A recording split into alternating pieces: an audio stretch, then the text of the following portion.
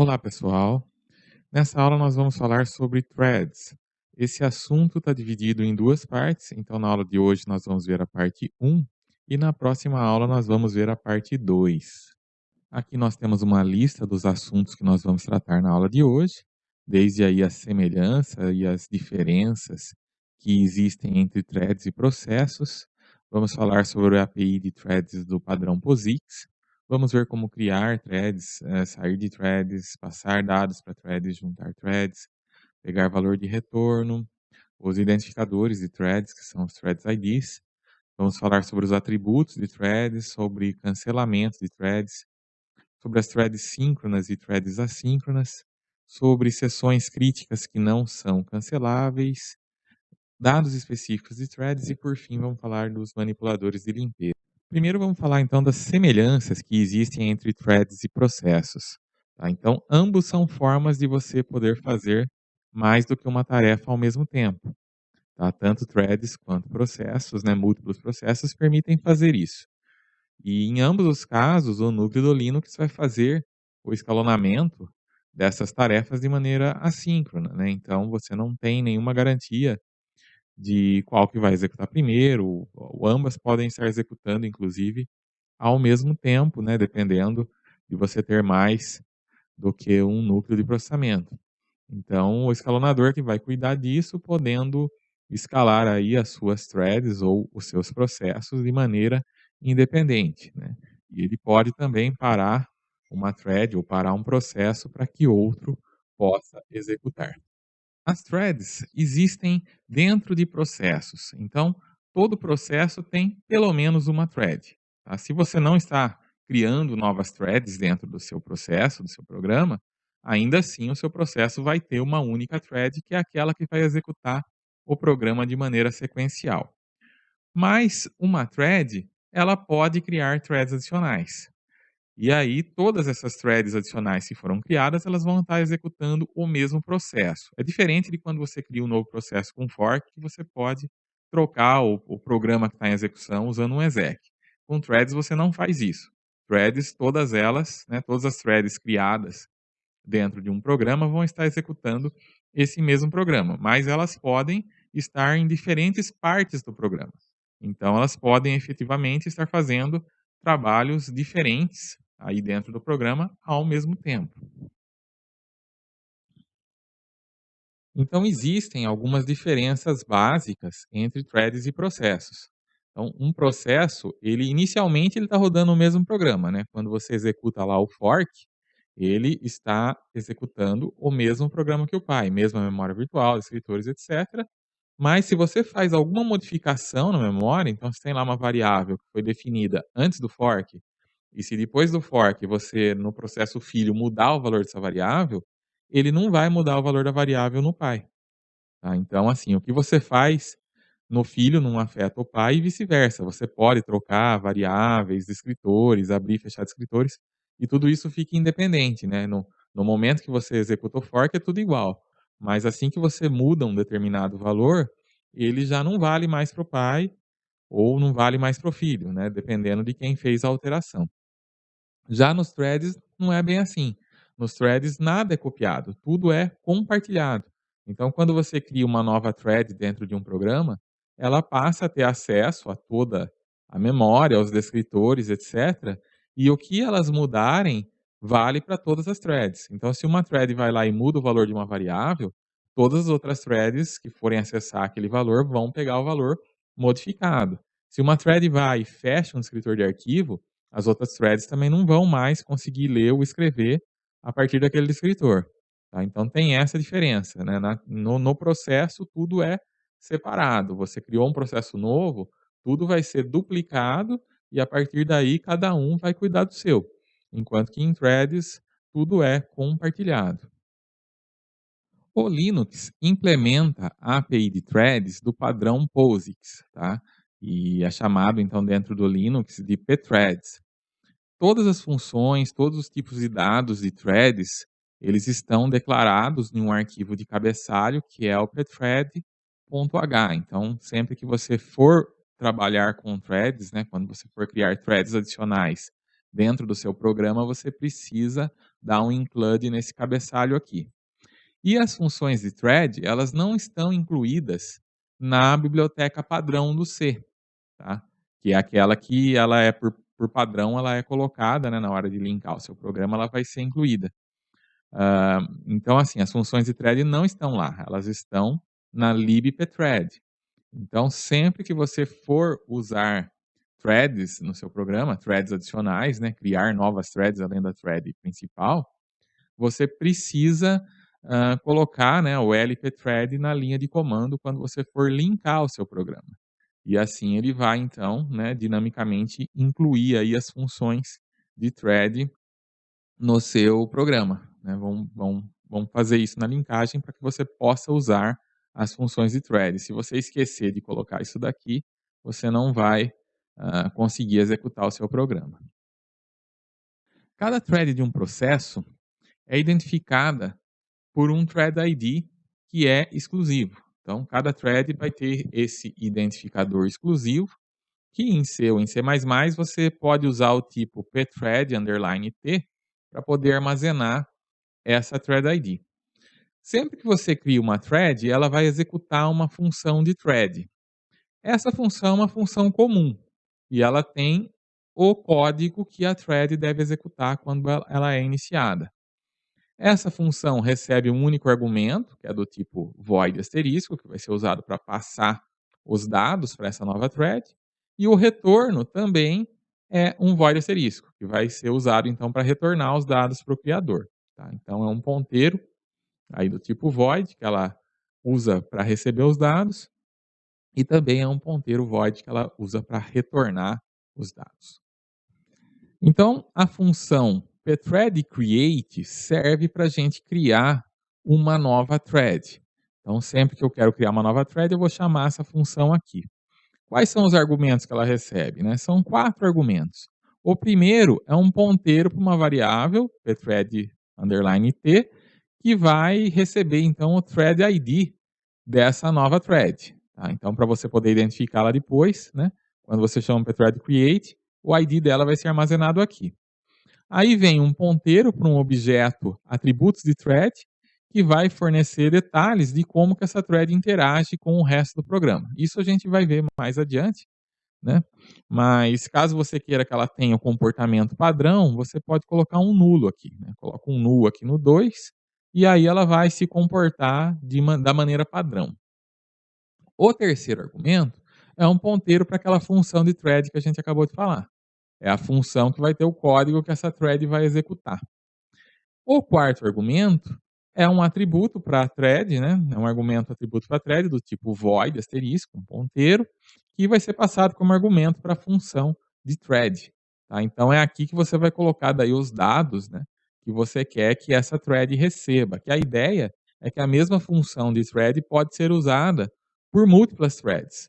E aí, assim, você escreve um único código que vai a diferença é que cada thread vai lidar com dados diferentes, né? O código é o mesmo, mas os dados são outros.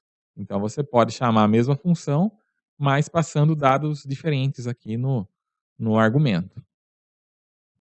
Então, a partir do momento que você chama um pthread create pela primeira vez no seu programa, você passa a ter duas threads, né? Você tem a thread principal, que é aquela que está em execução desde que o processo se iniciou, e aí você chama um pthread create. O que vai acontecer? Ele vai criar uma nova thread que vai executar, então, aquilo que você colocou dentro da função de thread, né? Ela vai imediatamente passar a executar o que está na função de thread. E o que a thread principal faz? Ela continua o trabalho dela, né? Então, a partir desse momento, você tem dois pedaços diferentes do seu código em execução aí ao mesmo tempo, né? Sendo uma parte executada pela thread principal e outra pela thread que você acabou de criar. E aqui nós temos, então, nosso primeiro exemplo, né? Esse exemplo é lá do nosso livro, então vocês não precisam digitar isso daqui, podem pegar lá o arquivo threadcreate.c e compilar e executar ele. Tá? Então, pausa um pouquinho aí a apresentação, compila esse programa, né? Compila e linka usando o GCC e não esquece de colocar o lpthread, né? Para ele chamar, para ele poder usar as funções da libpthread, senão não vai funcionar. E e aí, então, vocês vão ver o que que esse programa faz, tá. Então, executa ele primeiro aí para vocês verem o comportamento dele, e depois vocês continuam aqui com a explicação. Então o que esse programa vai fazer é o seguinte: ele tem aqui o código principal que vai, né, criar aqui uma variável para armazenar um ID de thread, e vai criar uma nova thread. Ela vai criar uma nova thread, vai armazenar o ID nessa variável que foi criada, o comportamento é o padrão, então é nulo aqui. A função de thread que vai ser usada é essa print_xs, que está aqui em cima, e não vai ser passado nenhum argumento para essa thread. A thread principal vai continuar o trabalho dela usando aqui esse while, né, vai imprimir aqui então, o caractere "o" várias vezes aqui, na verdade vai ficar num loop infinito aqui, né, imprimindo o caractere "o" no fluxo de erro, tá, no fluxo de erro que é para não ter buffer, né, para não ficar preso no buffer isso aqui.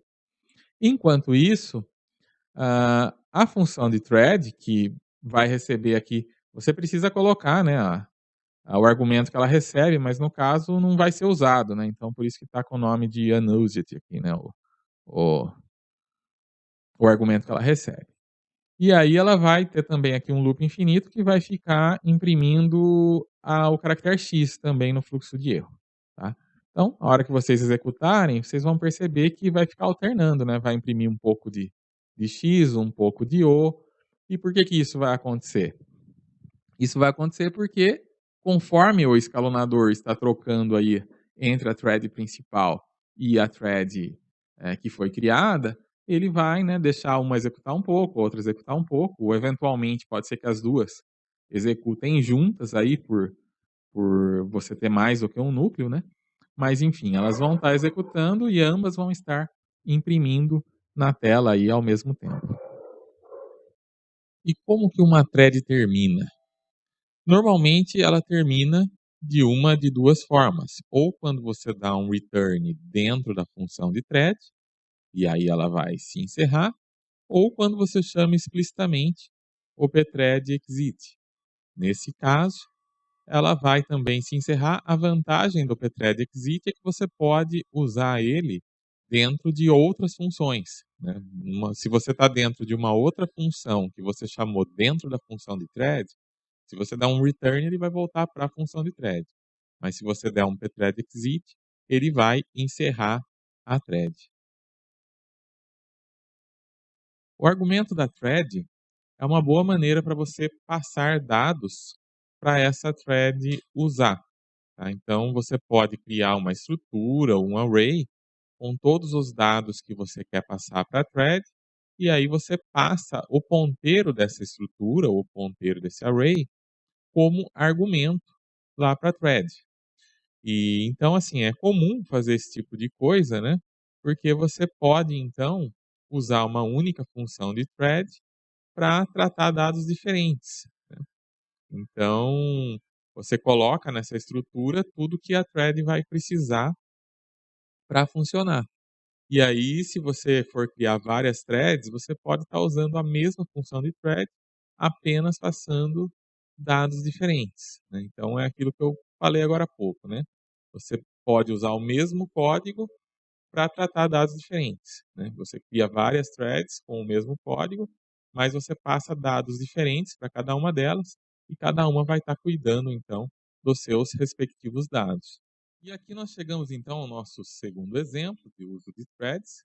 Esse exemplo também está aí dentre os exemplos disponíveis com o livro, ele chama Thread Create 2.c, vocês podem pegá-lo e executá-lo. Então, dá uma pausa aí no vídeo, execute, compile e execute esse programa aqui, e depois vocês voltam aí para eu explicar esse código. Já executaram? Então, vamos lá. Aqui a gente tem então a função main, que está criando 2 threads IDs, né? Um ID para cada thread, para armazenar cada thread. Está criando estruturas para armazenar os argumentos que vão ser passados para as threads, tá? Com os parâmetros que elas vão receber. E aqui está então a criação da primeira thread. Na primeira thread, o caractere que vai ser passado, né, caractere é um dos itens que está aqui nessa estrutura, né, a estrutura que vai ser passada para cada thread tem um caractere e um inteiro. Então, no caso, o caractere é x e o inteiro é 30.000. E aí vai ser criada a thread, né, passando aqui os argumentos, né, passando o ponteiro para essa estrutura que tem os argumentos. E aqui a gente está criando a segunda thread, só que com um caractere diferente e um contador diferente. Tá? Mas é a mesma função de thread, que é essa char print aqui. Tá? Então a função de thread é a mesma para as duas threads. O que muda é o conjunto de argumentos, tá? Que é uma estrutura que é individual para cada uma. Então, para uma eu estou preenchendo de um jeito, para outra eu estou preenchendo de outro. Então, as duas funções aqui, né, tanto essa thread quanto essa thread, vão usar essa função aqui. Mas como elas recebem parâmetros diferentes aqui através do argumento, elas vão fazer coisas diferentes. Né? No caso, o que elas vão fazer é fazer um loop aqui, um for, que vai até o valor que foi passado como inteiro. Né? Então, no caso, 30.000 para uma, 20.000 para outra.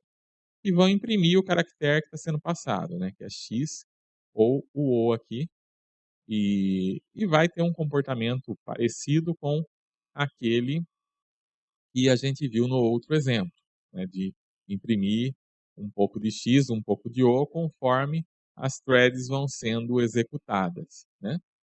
E, por fim, tem esses pthread join aqui, que eu vou falar deles agora no próximo slide, né, que essa é a novidade aqui, além do uso do argumento.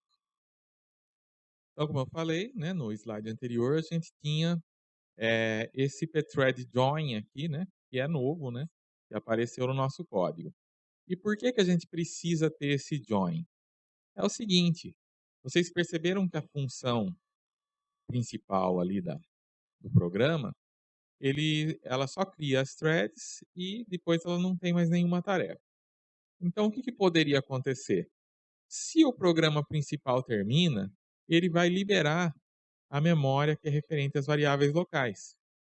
Então, poderia acontecer do programa principal terminar antes que as threads tivessem lido essas informações que estão sendo passadas para elas como argumento. Né? Elas recebem um ponteiro, elas vão acessar os dados que estão naquele ponteiro.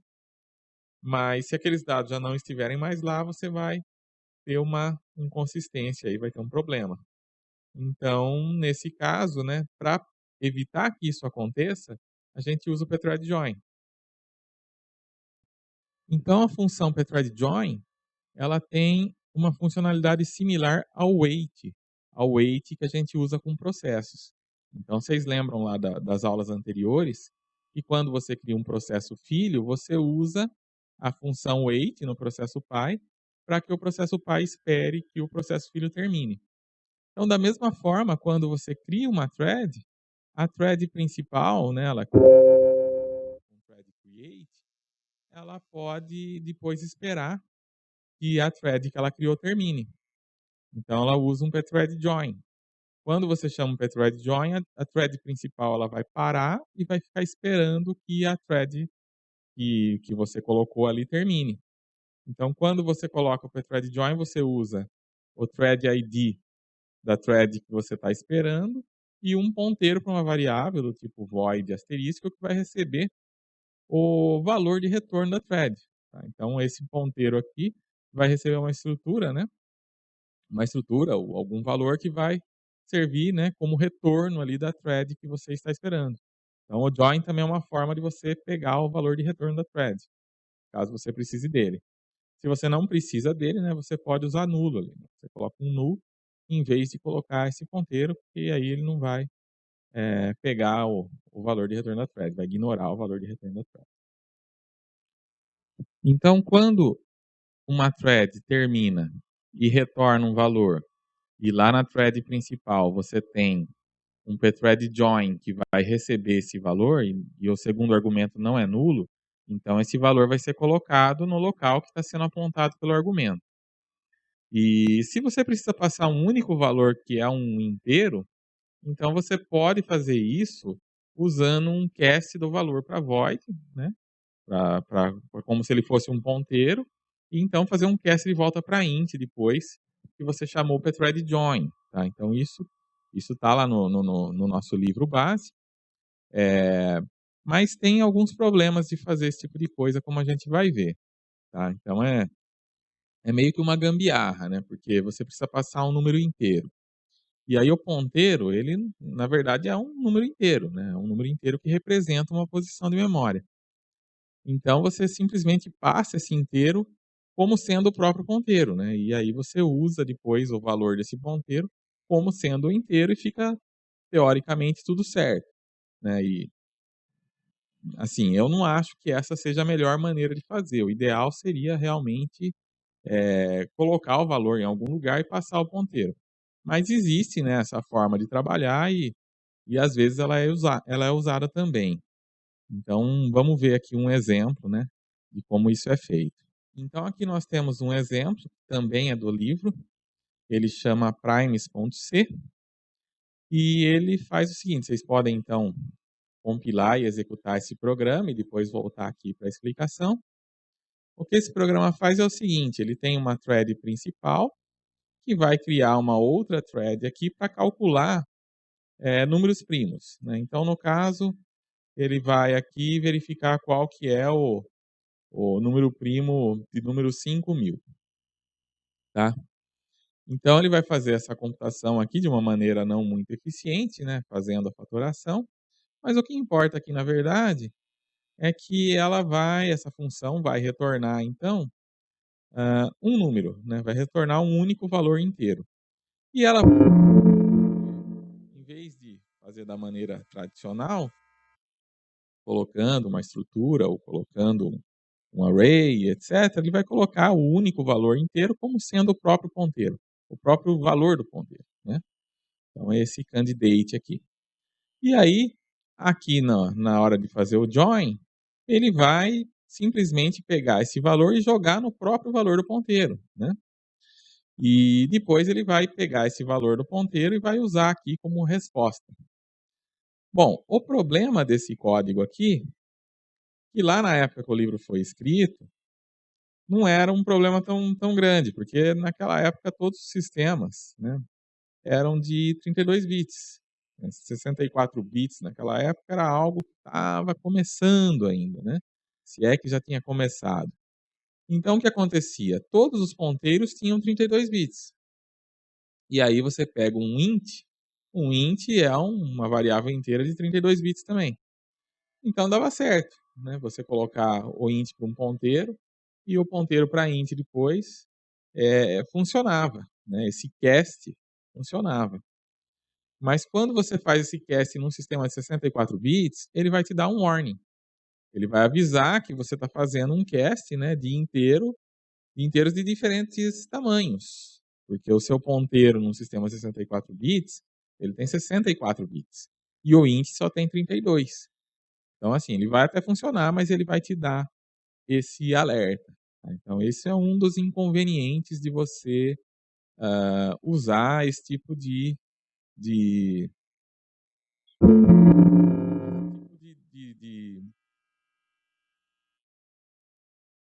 de artifício para passar um valor como se fosse um ponteiro. Dá para contornar esse warning também, tá. A forma de fazer isso é, em vez de usar um int, usar o int ptr_t, que é um tipo que é definido e ele tem o tamanho do ponteiro. Então se você usa num sistema de 32 bits, ele vai ter 32 bits, você usa no de 64, ele vai ter 64. E aí funciona, mas enfim, né, é um trabalho a mais que tem que ser feito. E nesse caso, né, para poder usar esse tipo especial aqui, você tem que, dar um include lá na biblioteca standardint.h. Então aqui eu corrigi o exemplo do livro para ele poder compilar sem apresentar o warning, tá. Então nesse caso eu troquei aqui os ints por um int ptr, _t. Então, né, aqui, né, então na hora de declarar, em vez de declarar como inteiro, estou usando o int ptr e aí ele vai No caso de um sistema de 64 bits, ele vai estar usando uma variável de 64 bits para fazer isso. E na hora de dar o print também, né, você tem que passar aqui, essa string aqui para poder, imprimir o número no formato correto. Então, aí o exemplo funciona, compila sem warning, tá. Então dá para ainda fazer esse tipo de coisa, mas tem que tomar um certo cuidado, tá. Então a alternativa é realmente você, né, usar o ponteiro como ponteiro mesmo, né, e passar o que você precisa passar dentro de uma estrutura ou dentro de um array. Existe uma função chamada pthread_self que retorna o thread ID da thread que chamou o pthread_self. E caso você precise comparar, né, para ver se uma thread é a mesma, né, se você armazenou um thread ID em algum lugar, depois você pegou um segundo thread ID e você quer comparar se é o mesmo, né, se é a mesma thread. Aí você usa o pthread equal, né. Essa função vai te retornar se é a mesma thread ou se não é a mesma thread. Os atributos de thread são usados então para você mudar o comportamento padrão de uma thread. Todas as threads que a gente criou até agora, a gente passou lá um valor nulo, né, no pthread create, e isso indica para a thread que ela deve assumir o comportamento padrão. Mas se a gente quiser que a thread assuma um comportamento diferente, um comportamento personalizado, a gente precisa criar um objeto atributos de thread para especificar então os outros valores, né, os valores de atributo que a gente quer que sejam diferentes. Então, para especificar atributos de threads personalizados, a gente deve seguir esses passos aqui. Primeiro, a gente precisa criar um objeto do tipo pthread _attr _t. Depois a gente chama o pthread attr init para inicializar esse objeto que a gente criou, né? Então você chama esse init passando um ponteiro para esse objeto. Isso vai inicializar esse objeto com os valores padrões. E aí você vai modificar aquilo que você não quer que seja o padrão, né? Vai colocar os atributos que você quer mexer, você troca depois de inicializar, né? Ele inicializa com o padrão e você troca só aquilo que você não quer que seja o padrão. E aí na hora de criar o objeto, né, na hora de criar a thread, você vai passar um ponteiro para esse objeto de atributos no pthread create. E depois que você já criou a thread, você pode chamar essa função pthread_attr_destroy para liberar esse objeto de atributos. Tá? Não precisa desalocar a variável, né? Porque daí você pode inclusive inicializá-la de novo, caso você queira reaproveitá-la, né, para criar uma outra thread. Você pode usar um mesmo objeto de atributos para inicializar várias threads, porque uma vez que você cria a thread, esse objeto não é mais necessário, né? Então você pode usá-lo novamente para trocar os valores dele, usar para outra thread, fazer o que você quiser com ele. Ele só é necessário no momento de criar a thread. De todos os atributos de thread, um dos mais usados é esse detectState, tá? Então, assim, por padrão, quando uma thread termina, ela não tem os recursos liberados. Ela fica esperando, né, que a thread principal chame o pthread join. Tá? Então, assim, ela é similar a um processo zumbi que a gente já viu quando a gente estava tratando de processos, né? Quando um processo filho termina e o pai não deu wait ainda, o processo filho fica lá ocupando recursos do sistema, né? Fica como zumbi até que o pai passe a ser chamado wait. Então, da mesma forma, uma thread, quando ela termina, ela precisa ficar esperando alguém, né, dar um pthread join para que ela seja liberada, né? Que ela possa liberar o que ela estiver usando no sistema. Se você usa uma thread destacada, né, que aqui tem o detect state ativado, então ela vai ter os recursos liberados automaticamente quando ela termina. Então ela não precisa ficar esperando, ela não precisa dar um join. Na verdade, você não tem nem como dar um join nela, tá? Nesse caso, então, na thread destacada, ela acabou, ela já libera todos os recursos e se encerra. Não precisa, então, dar um join nela. Então, pode ser interessante, né, para threads que você não precisa pegar um valor de retorno, que ela tem lá um trabalho que ela vai fazer, e quando ela acabar esse trabalho, ela pode simplesmente se encerrar e acabou, né. Então, é um atributo bastante interessante. Para ativar, então, o estado detect num objeto de atributos, a gente tem uma função que é essa pthread, a ttr set detect state. Quando você aplica essa função em cima de um objeto de atributo, ela vai trocar esse atributo, né, para que a thread seja uma thread destacada quando você usar esse objeto de atributo. Então, o primeiro argumento é um ponteiro para o objeto de atributo de thread, e o segundo argumento é o estado de detect que a gente deseja, né? No caso, se eu quero criar uma thread destacada, eu vou passar como segundo argumento esse pthread create detected como segundo argumento. E você pode também, né, se você já criou uma thread que não é destacada, você pode destacar ela em tempo de execução usando a função pthread detect. Tá? Mas não dá para fazer o inverso, né? Se já está destacado uma thread, você não pode ir lá e acoplá-la novamente. Isso não pode ser feito, só o contrário. Aqui, então, nós temos um exemplo de uso de objetos de atributos, particularmente na criação de uma thread destacada. Então, aqui nós temos, né, a função de thread, que teria que ter algum trabalho aqui, que seria o trabalho da thread, mas, né, o que importa aqui para a gente é a função principal, onde vai estar declarado, então, um objeto de atributos de thread e, né, o thread ID que a gente vai armazenar. Vamos inicializar o objeto de atributos de thread, vamos configurar esse objeto de atributo para que ele crie threads do tipo destacadas, e aí, então, vamos criar uma thread, né? Vamos armazenar o ID dela aqui, vou passar o objeto de atributo de thread e a função de thread. E nesse caso, vou passar nulo porque eu não vou pegar nenhum retorno. Depois que essa thread já foi criada, eu posso então destruir o objeto de atributos. E aqui então pode ter algum trabalho, né, a mais aí do principal. E não é preciso usar um join, né? Não é preciso fazer o join dessa thread aqui porque ela é destacada, né? Então quando ela acabar esse trabalho, ela já vai automaticamente se encerrar. Então, em condições normais, uma thread vai terminar quando a gente chama aquela pthread, aquela função pthread exit. Ou então, quando a gente dá um return, né, dentro da função de thread, da função principal de thread. Porém, existe a possibilidade de você pedir para uma thread cancelar, para uma thread pedir para que outra thread se cancele. Tá? Para isso, a gente tem uma função que chama pthread cancel. A gente vai usar ela, então, para cancelar uma determinada thread, passando como argumento o ID dessa thread.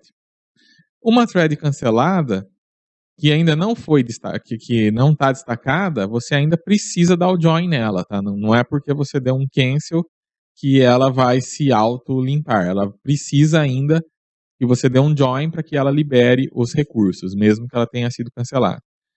Quando uma thread é cancelada, o valor de retorno dela vai ser esse pthread cancelled aqui. Então, a gente pode verificar, né, depois do retorno, se uma thread foi cancelada ou não, checando esse valor de retorno. Mas existem casos em que não é uma boa ideia você deixar que uma thread seja cancelada. Tá? Por exemplo, quando uma thread alocou alguns recursos que ela vai usar e que se ela for cancelada, ela não vai conseguir desalocar. Então vamos supor, ela alocou alguma memória lá, usou uma lock. Se a gente cancela essa thread, ela não vai ter a oportunidade de dar o free nessa memória, né? Então isso pode ser ruim, né? Pode causar problemas aí no nosso programa. Então, existem situações em que a gente precisa que uma thread não possa ser cancelada. Então, assim, a thread tem esse controle de quando ela pode ser cancelada e quando ela não pode. Então, com relação ao estado de cancelamento, uma thread ela pode ter um dos três seguintes estados. Ou ela é assincronamente cancelável, quer dizer, ela pode ser cancelada em qualquer momento da sua execução, ou ela é sincronamente cancelável, isso quer dizer o quê? Que ela pode ser cancelada, mas não em qualquer momento. Se você pede para ela cancelar, ela coloca essa requisição numa fila e ela só vai cancelar quando ela atinge um certo ponto em que ela permite ser cancelada. Então, basicamente, ela vai, se ela tiver alocado algum recurso, ela só vai permitir ser cancelada no momento em que ela desalocar esse recurso, por exemplo. Ou ela pode ser incancelável, quer dizer, toda tentativa de cancelar vai ser ignorada e, né, ela não vai nem cancelar mais tarde, tá? Por padrão, quando você cria uma thread, ela é sincronamente cancelável. E existe então uma função chamada pthread setCancelType que pode ser usada para mudar o estado de cancelamento de uma thread. Ela muda, né, a função, ela muda o estado da thread que chamou essa função. Então, se você está dentro de uma thread, você chama essa função, você pode mudar o estado dela. Por exemplo, se você passar o primeiro argumento como pthread cancel asynchronous, você torna essa thread assincronamente cancelável. Ou seja, ela vai poder cancelar, ser cancelada por outra a qualquer momento. Mas, se você passa pthread cancel deferred, você vai tornar, né, essa thread, ela vai voltar para o estado inicial, né, para o estado padrão dela, que é o sincronamente cancelável, que ela vai permitir ser canceladas em momentos específicos. E o segundo argumento, se não for nulo, vai receber um ponteiro para uma variável que recebe o estado anterior, né? Então isso é uma forma de você poder depois voltar para o estado anterior, independente de qual ele era. Então aqui nós temos um exemplo, né? Se você chamar pthread setCancelType e passar aqui pthread cancel asynchronous, essa thread passa a ser assincronamente cancelável. Então, quando uma thread está naquele estado de sincronamente cancelável, que é o padrão, ela deve, no momento em que ela quer testar se alguém pedir um cancelamento, chamar esse pthread testCancel. Tá? Então, periodicamente, né, no momento que ela possa ser encerrada, ela deve chamar essa função, porque quando ela chama, se já tiver um pedido para ela cancelar, ela vai ser imediatamente cancelada. Se não tiver, ela continua. Então você tem que chamar isso periodicamente, né? Você pega momentos em que ela pode ser cancelada sem vazar recursos ou sem causar problemas e aí você usa esse pthread test cancel. Algumas outras funções são pontos de cancelamento que são implícitos, então você tem que tomar cuidado também com que tipo de função que você usa, porque algumas, elas, no você chamar, ela já vai poder ser cancelado dentro dessa função que você chamou. Então, para saber quais são essas funções que são ponto de cancelamento implícito, você pode dar uma olhada no manual. No manual do pthreads, né, no manual 7 do pthreads, né, coloca o número 7, você vai ver lá a lista, né, a seção 7, vai ter a lista de todas as funções que são ponto de cancelamento. Então, antes de usar uma função, é bom ver se ela não está nessa lista, né, caso seja o momento que a thread não deva ser cancelada. Para desabilitar o cancelamento de uma thread, né, para que ela não tenha nem como ser cancelada, você vai usar o pthread setCancelState. Aí você coloca o primeiro argumento como pthread cancel disable, e aí ela vai desabilitar o cancelamento. Ela não vai poder ser cancelada de forma alguma. E caso você queira voltar para o estado anterior, que é o que permite cancelamento, aí você usa o pthread cancel enable. Tá? E aí você reabilita o cancelamento. O segundo argumento, novamente, né, é a mesma coisa que da outra função. Né? O segundo argumento, se ele não for nulo, ele vai apontar para uma variável que recebe o estado anterior. Então, aí você consegue voltar no estado que estava, seja ele qual for. Isso é importante quando você usa a recursividade, por exemplo, né? Porque você não sabe se você está na primeira chamada de um disable ou se anteriormente ele já estava num disable. E aí, se você volta para o enable, pode ser que você está voltando, né, antes da hora, né? Você está voltando num loop mais interno aí que não deveria estar voltando. Então, é interessante usar esse argumento que recebe, né, o valor anterior, e aí você volta para o valor anterior em vez de simplesmente dar um enable. Então, a grande vantagem, né, de você usar uma seção, um setCancelState como disable, é você conseguir implementar seções críticas que são não canceláveis, tá? Então, assim, é um trecho de código que ou você executa ele inteiro ou você não executa. porque se você executar ali pela metade, você vai causar algum problema sério. Então, por exemplo, imagina uma rotina bancária, em que você tem que colocar um dinheiro numa conta de destino e tirar o dinheiro da conta de origem, ou vice-versa, né? Tira da origem, coloca no destino. Se você interrompe essa thread no meio dessa operação, ou vai sumir dinheiro, né? Você tirou de um lugar, mas tirou da origem, mas não colocou no destino, o dinheiro sumiu. Ou você vai criar dinheiro, né? Você colocou no destino, mas ainda não tirou da origem. Então essas duas operações, elas não podem nunca ser separadas, elas têm que ser executadas as duas juntas ou então não executa. Então é uma sessão crítica que é não cancelável. Então nesse caso, é importante que você não permita que a thread seja encerrada enquanto ela não terminar essas duas operações. Então esse é um caso em que convém você usar um set cancel state para disable, e depois, né, que terminar essa operação, você volta para o estado anterior. E aqui então nós temos um exemplo, né, exemplo do livro criticalsection.c, que faz justamente isso, né, uma funçãozinha aqui que tira, né, o dinheiro de uma conta e coloca em outra, né? Então soma em uma, tira da outra. Então no momento de fazer essas duas operações, ele precisa, né, ajustar o cancel state para disable e guarda o estado anterior. E aí, depois que terminou a sessão crítica, aí você volta para o estado anterior, né, que você tinha guardado ele aqui, né? Aí você restaura ele aqui. E aqui a gente tem algo que eu já comentei agora há pouco, né? É importante você restaurar o estado de cancelamento antigo no final da sessão crítica, em vez de você simplesmente condicioná-lo para enable. Por quê? Porque se você chama se tem uma função crítica, se tem uma sessão crítica dentro de outra, você chamando o enable, você corre o risco de deixar a thread cancelável antes da hora. Agora, se você volta para o estado anterior, você se protege disso, né? Se acontecer de ter uma sessão crítica dentro da outra, você não vai tornar a sua thread cancelável, porque ela sempre vai voltar para o estado que estava antes, né? Então, se ela já estava não cancelável, ela vai continuar não cancelável, mesmo quando você volta para o estado anterior. E agora vamos falar um pouco sobre dados específicos de thread, né?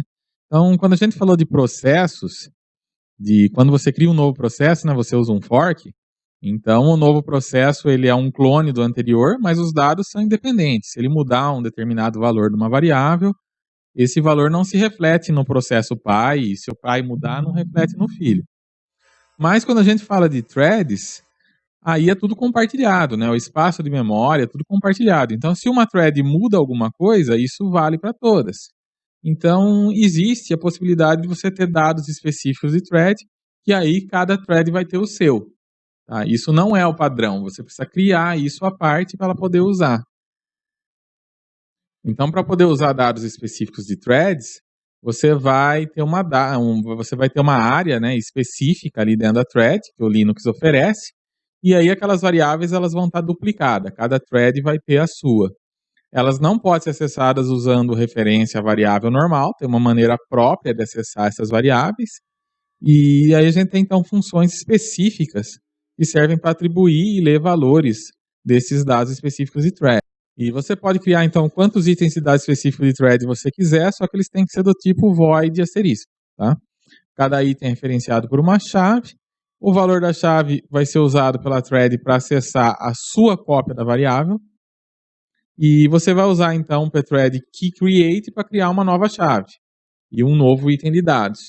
O primeiro argumento é um ponteiro para uma variável pthread key, underline t, que vai ter, então, a chave desse dado específico de thread. E o segundo argumento é uma função de limpeza, que você passa, né, um ponteiro de função, e essa função vai ser chamada sempre que a thread sair, passando então o valor específico de thread que corresponde à chave com parâmetro. Se o valor da thread for nulo, a função não vai ser chamada. O interessante é que a função de limpeza ela é chamada mesmo que a thread seja cancelada. Então, você pode usar ela, inclusive, para poder desalocar recursos e coisas do tipo. E você pode configurar ela como nulo se você não precisar usar uma função de limpeza. Então, uma vez que você tem uma chave criada, uma chave dada específica de thread, para configurar um valor, você vai usar o pthread setSpecific, onde o primeiro argumento é a chave e o segundo é o valor, que é do tipo void asterisco, como a gente já viu. E para recuperar o dado, você usa um pthread getSpecific e passa a chave também, né, a chave do valor específico de thread como argumento. Então vamos ver um exemplo agora, né? Vamos supor que você tem uma aplicação que divide uma tarefa em múltiplas threads. E cada thread tem um log, um arquivo de log para dizer o que ela está fazendo. E esse arquivo de log é separado, cada thread tem o seu. Então como que você pode fazer isso, né? Uma área de dados específica de thread é um lugar bom para você armazenar o ponteiro para esse arquivo de log de cada uma. Porque se você coloca um ponteiro normal, né? Todas elas vão ter acesso ao mesmo ponteiro e vão estar, consequentemente, escrevendo no mesmo arquivo. Isso não é o que a gente quer. Então, a gente vai usar dados específicos de threads para isso, como a gente vai ver. Então, esse código aqui está no livro, tá? Ele chama tsd.c. Vocês podem pegá-lo agora e compilar e executar. E aí, o que esse código faz é o seguinte, né? Ele vai criar aqui, então, um vetor de IDs para colocar os IDs de cada thread e vai, né, criar uma chave aqui para um dado específico de thread que vai então passar, né, vai passar aqui esse thread log key, que é a chave, né, que é o lugar para armazenar a chave, e vai passar esse close thread log, que é a função de limpeza, que é a que vai fechar o arquivo na hora que a thread termina. Tá? Então, mesmo que ela seja cancelada, ela vai fechar esse arquivo que foi aberto durante o uso dela. Aí tem um for aqui para criar as 5 threads. Né? Ele vai fazer esse loop aqui 5 vezes, criando cada thread, vai pegar aqui o seu ID e vai armazenar, vai chamar aqui, colocar aqui a função de thread, não tem retorno e não vai colocar nada de específico. Né? Então, por isso que esses dois são nulos. O que tem na função de thread, né? Tem aqui um lugar para armazenar o nome do arquivo, o nome do arquivo de log, e aí então ela vai, né, gravar o que ela tiver que gravar, né, o log dentro desse arquivo, que vai levar aí, no caso, o próprio ID da thread como parte do nome, né? O nome do arquivo vai ser thread, o ID da thread.log. Então aqui vai um número, né? E cada thread vai ter o seu. Então elas vão ficar cada uma com o seu próprio arquivo. Né? E esse dado é o dado que vai ser específico de thread, então, né? Que é o nome, que é o nome do arquivo, né? O arquivo, o ponteiro o descritor aqui do arquivo, né? Que você tem esse nome específico, ele vai abrir aqui com o fopen, e aí cada thread vai ter o seu próprio escritor. E aí elas vão escrever, né, dentro dessa thread e vão poder fazer o trabalho aqui. Eu fiz uma mudança nesse código, tá? O original tem 20 aqui no tamanho do nome do arquivo. Eu aumentei para 40, porque com 20 você pode ter problema com estouro de pilha, porque tem uns nomes que vão ser muito longos aqui, né? Agora, acho que houve alguma mudança desde lá, o início dos anos 2000, lá quando o livro foi escrito até agora, e deve ter aumentado aí a quantidade, né, o tamanho do número aqui que pode ser gerado como ID da thread, né? Então precisa aumentar aqui para que caiba e não tenha risco de dar problema aí na hora de você executar. Bom, as funções, os manipuladores de limpeza, eles são bem interessantes, né? E de repente você pode querer usá-los sem necessariamente precisar criar um novo item de dado específico de thread. Então o Linux tem uma funcionalidade para isso, que são os manipuladores de limpeza, os cleanup handlers, tá? Como a gente vai ver a seguir. Então o manipulador de limpeza é uma função que deve ser chamada quando a thread termina. Ele vai ser usado para desalocar os recursos quando a thread sai ou quando ela é cancelada em vez de terminar, né, a execução de uma região de código. Então, assim, em circunstâncias normais, quando a thread não sai e não é cancelada, você deve, então, desalocar explicitamente, né, esse recurso e remover o manipulador de limpeza. Mas nas situações em que ela foi cancelada, esse manipulador já vai dar conta de fazer a limpeza para ela. Então, para registrar um manipulador de limpeza, a gente vai usar o pthread cleanup push, passando um ponteiro para uma função de limpeza e o valor de seu argumento void asterisco, tá? E toda chamada para um cleanup push tem que ser balanceada com cleanup pop. O pop é o que vai desregistrar esse manipulador de limpeza. E o pop ele recebe um inteiro como argumento, que se esse inteiro for diferente de zero, ele vai, né, no momento de desregistrar, ele já executa também a função de limpeza. Então ele executa enquanto é desregistrado. Se você coloca um valor zero, aí ele só desregistra sem executar. Então aqui temos um código, né, um exemplo também do livro, cleanup.c, de uso desse sistema, né, de limpeza. Então você tem aqui um buffer que é alocado, né? Então você vai alocar, vai ter um malloc aqui que vai acontecer, e depois você precisa desalocar, né? Você precisa usar um free. Então aqui temos o código. Ele vai alocar o buffer e vai registrar o manipulador de limpeza que faz o quê? A desalocação do buffer. Aqui daí vamos supor que tem um trabalho demorado. Se acontecer da thread ser cancelada, não tem problema, porque no que ela for ser cancelada, essa função de limpeza vai ser executada e vai liberar o buffer. Caso ela não seja cancelada, lá no final a gente vai explicitamente desregistrar esse manipulador de limpeza. No desregistrar, a gente já coloca o número 1 aqui. Isso quer dizer o quê? Que na hora de desregistrar, ele já vai dar esse free aqui, né? Então, em vez da gente precisar dar o free e depois um cleanup pop, a gente já dá um cleanup pop com 1, né? Que aí automaticamente ele já vai dar o free. E aí fica tudo certo. E chegamos finalmente então ao nosso exercício de hoje, tá? Hoje só tem um exercício e esse exercício a ideia é trabalhar com threads, tá? Então a ideia é fazer um cálculo que vai ser dividido por várias threads. Nesse caso é um cálculo bem simples, tá? Porque é só para a gente treinar aí o uso de threads. É um cálculo que poderia, claro, ser feito facilmente numa thread só. Mas vamos imaginar, né, que essa matriz fosse muito grande, que nós tivéssemos aqui operações complicadas. Então, qual que é o objetivo aqui? É realizar o cálculo. Você tem 4 linhas aqui com números, então cada thread vai somar uma linha. Tá? Então vamos supor que não fosse soma, né? Vamos supor que fosse algo mais complicado. Então cada thread assumiria aí uma linha para dividir o serviço. Então, nesse caso aqui do exemplo, né, do exercício, vai ser simples. Vocês só vão somar os valores que estão em cada linha.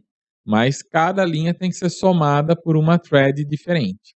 Cada thread vai ter que somar a sua linha. E aí você vai ter, então, o resultado da primeira linha, da segunda linha, da terceira, da quarta, e um total no final. O total que vai ser calculado pela thread principal. Então, cada thread vai somar a sua linha e vai dar o resultado.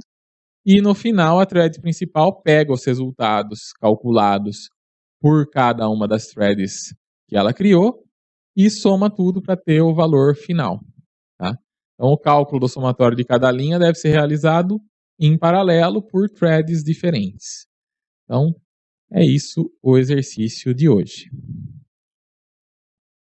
E terminando então o exercício, vocês podem postá-lo lá no Google Classroom e por hoje é só.